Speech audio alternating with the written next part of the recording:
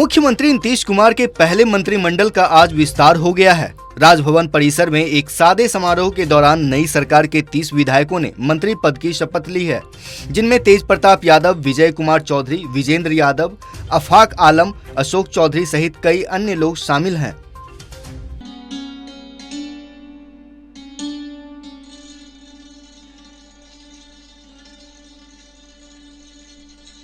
जम्मू कश्मीर में मंगलवार को बड़ा हादसा हो गया। अमरनाथ यात्रा ड्यूटी में लगे आईटीबीपी जवानों को ले जा रही बस दुर्घटनाग्रस्त हो गई।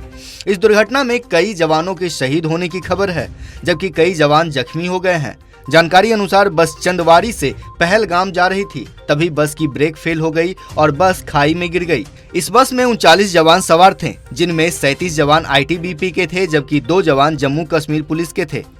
बगहा के रामनगर पीएचसी की एक बड़ी लापरवाही सामने आई है, जहां एक 9 माह की गर्भवती महिला को इलाज के लिए घंटों इंतजार कराया गया। जानकारी अनुसार महिला को बुखार था, इसलिए परिजन दवा दिलवाने अस्पताल पहुंचे।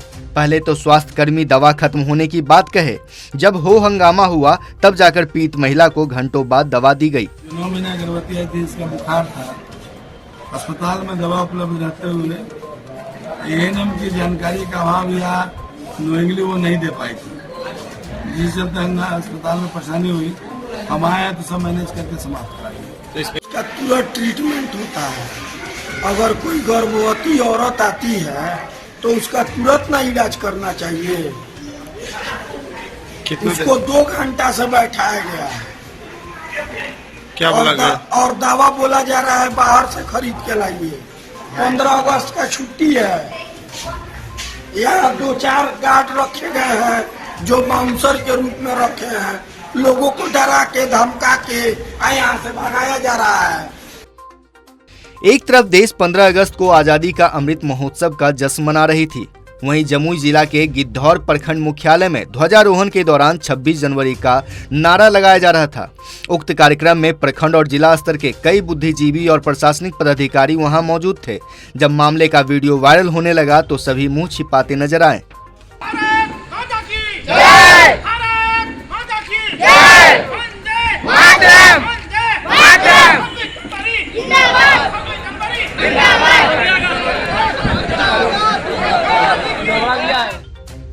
भारत के पूर्व प्रधानमंत्री अटल बिहारी वाजपेयी की पुण्यतिथि पर राष्ट्रपति द्रौपदी मुर्मू, प्रधानमंत्री नरेंद्र मोदी, पूर्व राष्ट्रपति रामनाथ कोविंद, केंद्रीय गृह मंत्री अमित शाह सहित कई भाजपा के वरिष्ठ नेताओं ने उन्हें श्रद्धांजलि अर्पित की। झारखंड क्रिकेट एसोसिएशन के पूर्व चेयरमैन अमिताभ चौधरी का मंगलवार को निधन हो गया। वो रांची के सेंटेविटा अस्पताल में सोमवार को ही भर्ती हुए थे।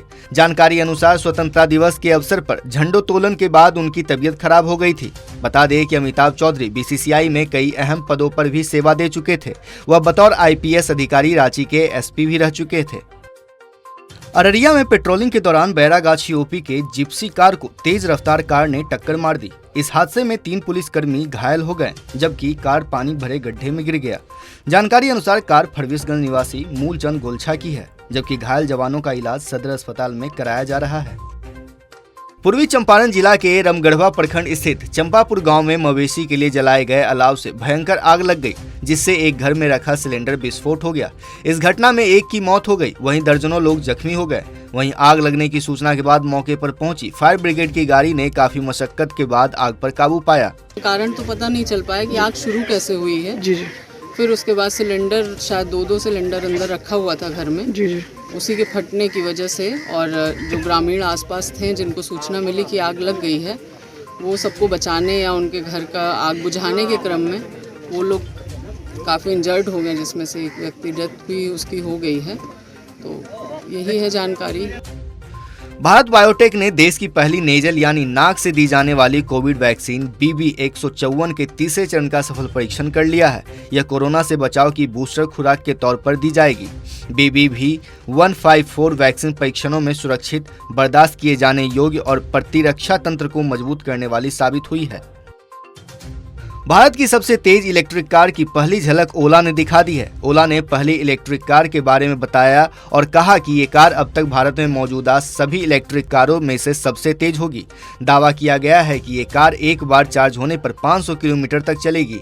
ये कार 0 से 100 किलोमीटर की रफ्तार सिर्फ 4 सेकंड में पकड़ लेगी। ऑस्ट्रेलिया के 2 स्टेट साउथ वेल्स और विक्टोरिया में स्वास्तिक पर बैन लगा दिया गया है। यहाँ स्वास्तिक के निशान को किसी भी तरह से दिखाना क्राइम माना जाएगा। इसके अलावा ऑस्ट्रेलिया के क्वींसलैंड और तस्मानिया भी स्वास्तिक को बैन करने की बात कही है, लेकिन हिंदू, जैन और बौद्धों को धार्मिक उपयोग के लिए स्वास्तिक के इस्तेमाल की इजाजत दी गई है। रक्षा मंत्री राजनाथ सिंह ने आत्मनिर्भर भारत की दिशा में एक बड़े कदम के तहत आज भारतीय सेना को स्वदेश निर्मित कई हथियार सौंपे।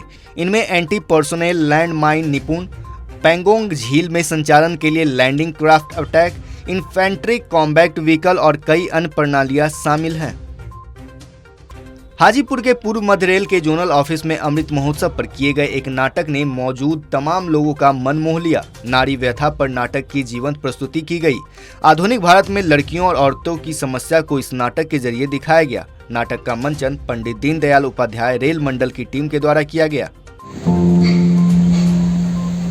जो तुझसे लिपटी बेड़ियां, समझ न इनको वस्त्र तू, ये बेड़ियां पिघाल के बना ले इनको शस्त्र तू। चरित्र जब पवित्र है तो क्यों ये दशा तेरी, ये पापियों को हक नहीं कि ले परीक्षा तेरी। चुनर उड़ा के ध्वज बना, गगन भी कब आएगा, अगर तेरी चुनर गिरी तो एक भूकंप आएगा। जम्मू कश्मीर के शोपिया में आतंकियों ने एक बार फिर आम नागरिकों पर हमला किया है। आतंकियों ने शोपिया के छोटापोरा इलाके में एक सेब के बाग में 2 कश्मीरी पंडित भाइयों को गोली मार दी, जिससे एक शख्स की मौत हो गई और दूसरे को गंभीर हालत में अस्पताल में भर्ती कराया गया है। टीम इंडिया इन दिनों जिम्बाब्वे के दौरे पर है। दोनों के बीच 3 मैचों की वनडे सीरीज 18 अगस्त से शुरू होगी। इस बीच चोट के कारण वॉशिंगटन सुंदर सीरीज से बाहर हो गए हैं। उनकी जगह बाएं हाथ के स्पिनर और ऑलराउंडर शहबाज अहमद को मौका दिया गया है। भागलपुर के जवाहरलाल नेहरू चिकित्सा महाविद्यालय अस्पताल में इंटर्न डॉक्टरों ने जमकर प्रदर्शन किया। इंटर्न डॉक्टरों का कहना है कि स्कॉलरशिप हर 3 साल पर बढ़ाए जाने की बात थी, लेकिन 5 साल बीत जाने के बाद भी हम लोगों का स्कॉलरशिप नहीं बढ़ पाया है, जबकि स्कॉलरशिप वृद्धि को लेकर कई बार मांग कर चुके हैं। अभी हम लोग ओपीडी इमरजेंसी बंद नहीं कर रहे हैं, लेकिन अगर सरकार हमारी बात नहीं सुनी तो नेक्स्ट टाइम से हम लोग ओपीडी इमरजेंसी को भी बंद करेंगे। और ये प्रोटेस्ट सिर्फ हमारा जेएलएमसीएच नहीं, पूरे बिहार के सारे मेडिकल कॉलेज में चल रहा है। तो हम अब मीडिया लोगों से कहना चाहिए कि हमारी बात को सरकार तक पहुँचाएँ और हमारे जो स्टाइपेंड है कम से कम 15,000 से लेकर कम से कम 35,000 करें, तभी हम लोग काम पे आएंगे। नहीं तो हम लोग कंप्लीटली स्ट्राइक करेंगे अनलिमिटेड। कि इसके पहले भी स्ट्राइक हुआ था, तो उस बार भी हमें आश्वासन दिया गया, हमारे सीनियर्स ने भी किया था, तो उन्हें भी बोला गया कि बढ़ेगा। तो बढ़ना हमारा स्टाइपेंड अप्रैल 2021 से ही चाहिए था, और उसके पहले 17 में बोला गया था कि हर 3 साल पे बढ़ेगा स्टाइपेंड। 17 से 22 5 साल हो गए, 1 रुपया भी बढ़ा ही नहीं है सरकार। तो इसलिए हमने ये स्ट्राइक किया है। देशवा न्यूज पर वीडियो देखने के लिए लाइक करें, सब्सक्राइब करें, साथ ही बेल आइकन दबाना न भूलें।